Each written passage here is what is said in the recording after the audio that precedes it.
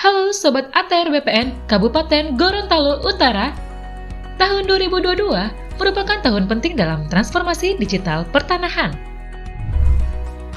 Perkembangan teknologi informasi membuat cara hidup masyarakat menjadi berbeda. Mulai dari bangun pagi, dibangunin sama alarm HP. Buka media sosial, sampai beli jajan, tinggal scroll bawah lewat handphone. Belum lagi, om-om tukang bentor sekarang pun sudah jago baca peta online. Kantor Pertanahan Kabupaten Gorontalo Utara, pimpinan Kepala Kantor Bapak Muhammad Eka Fitrawan, berupaya memberikan pelayanan prima di tengah isu-isu layanan elektronik dan sertifikat digital. Mulai dari validasi dokumen pertanahan, peningkatan sarana dan prasarana, dan peningkatan SDM unggul dan modern. Hal ini sejalan dengan 7 strategi Ibu Kepala Kantor Wilayah BPN Provinsi Gorontalo. Sobat ATR BPN, setelah melakukan overlay terhadap peta kawasan hutan, luas area penggunaan lahan Gorontalo Utara seluas 61.579 hektar dari total luas wilayah 172.274 hektar.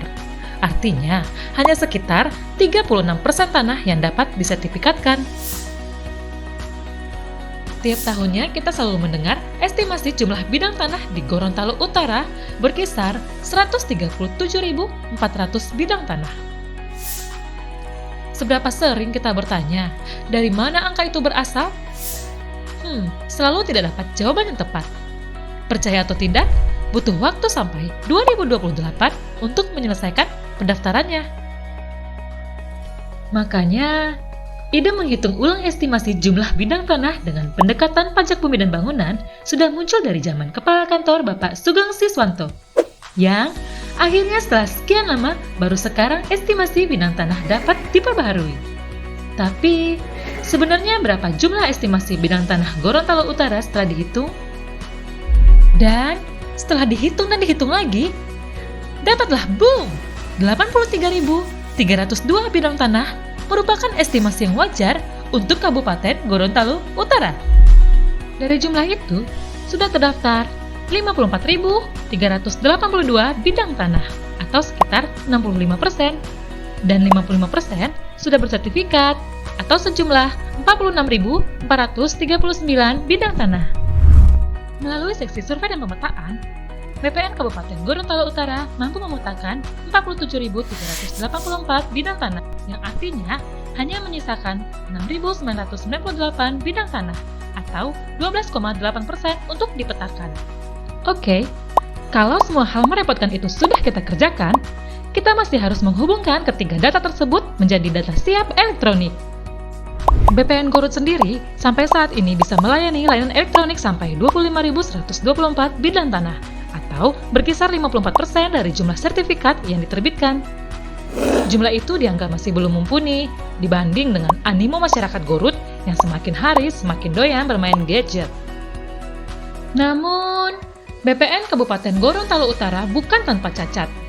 Masih terdapat 130 permohonan sertifikat yang masih dalam proses dari tahun 2013 sampai 2021 loh sobat. Sungguh terlalu ya. Terhadap sejumlah tunggakan tersebut, telah dilakukan inventarisasi dan filterisasi berdasarkan posisi berkas digital terakhir. Data tersebut kemudian diteruskan kepada Kepala Seksi dan Koordinator Subseksi masing-masing untuk dikonfirmasi dan diidentifikasi hambatan dan kendalanya. Untuk berkas yang masih terdapat kekurangan, langsung ditindaklanjuti dengan berkomunikasi atau bersurat kepada pemohon, dan terhadap berkas yang tidak dapat dilanjutkan karena kendala teknis lainnya, ditindaklanjuti dengan pembuatan berita acara penutupan berkas yang kemudian disampaikan kepada pemohon. Sedangkan berkas lainnya yang tidak ada kekurangan atau kendala teknis, segera didorong penyelesaiannya dengan menetapkan deadline waktu penyelesaian pekerjaan.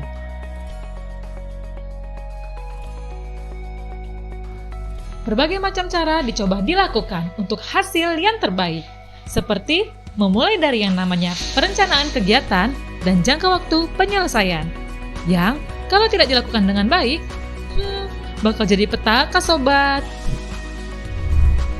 Rencana aksi penyelesaian pekerjaan seksi survei dan pemetaan mulai dari capaian fisik dan anggaran dari layanan pemetaan tematik yang mampu diselesaikan pada triwulan keempat.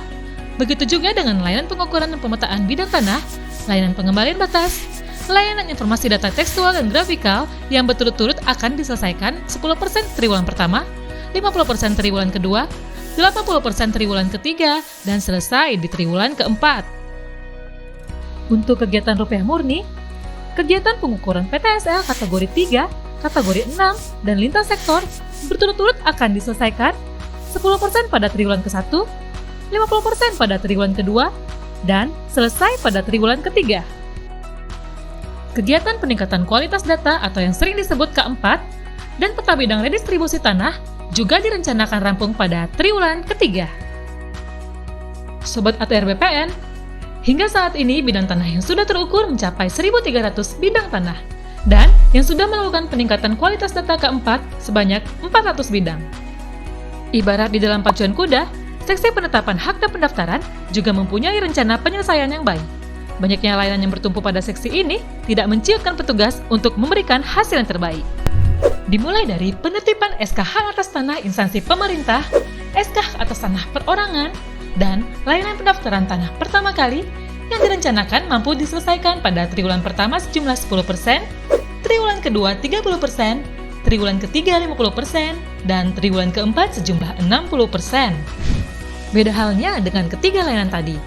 Layanan informasi SKPT, pengecekan dan pemecahan sertifikat, pemeliharaan data, sertifikat pengganti karena hilang, dan layanan pemantau dan evaluasi mampu dikerjakan dengan tuntas pada triwulan keempat.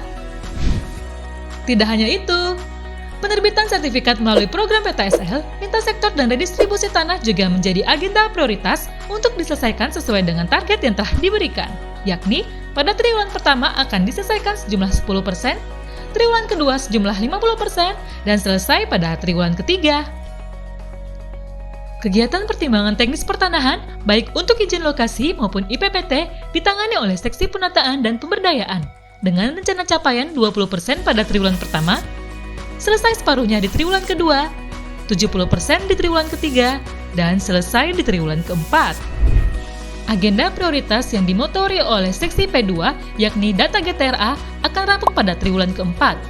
Surat keputusan redistribusi tanah akan diselesaikan 70% di triwulan ketiga dan selesai di triwulan keempat. Pemberian akses reform pada masyarakat demi percepatan pemulihan ekonomi nasional juga tidak luput dari perhatian pada seksi ini.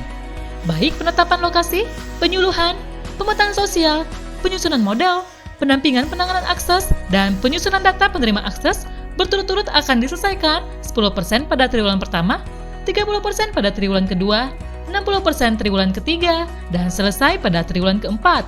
Pembaruan peta zona nilai tanah juga terus diupayakan guna memperoleh nilai tanah yang mendekati harga pasar. Maka dari itu, tugas berat diemban oleh Seksi Pengadaan Tanah dan Pengembangan. Dengan rencana aksi penyelesaian pembaruan peta zona nilai tanah sudah dimulai pada triwulan pertama sejumlah 30% dan akan selesai di triwulan kedua. Menyelesaikan masalah tanpa masalah. Mungkin itu menjadi semboyan dari Pegadaian. Namun, berlaku juga untuk BPN Kabupaten Gorontalo Utara, di mana berbagai kegiatan pengendalian pencegahan, sengketa konflik dan perkara pertanahan dilakukan. Seksi Pengendalian dan Penanganan Sengketa menjadi barometer penyelesaian permasalahan tersebut, mulai dari memunculkan rekomendasi pengendalian dan pencegahan sengketa yang akan selesai disusun pada triwulan kedua, kemudian disusul dengan kegiatan pembuatan berita acara pembinaan pencegahan sengketa dimulai dari triwulan pertama sejumlah 12%, kemudian triwulan kedua sejumlah 60%, dan selesai pada triwulan ketiga.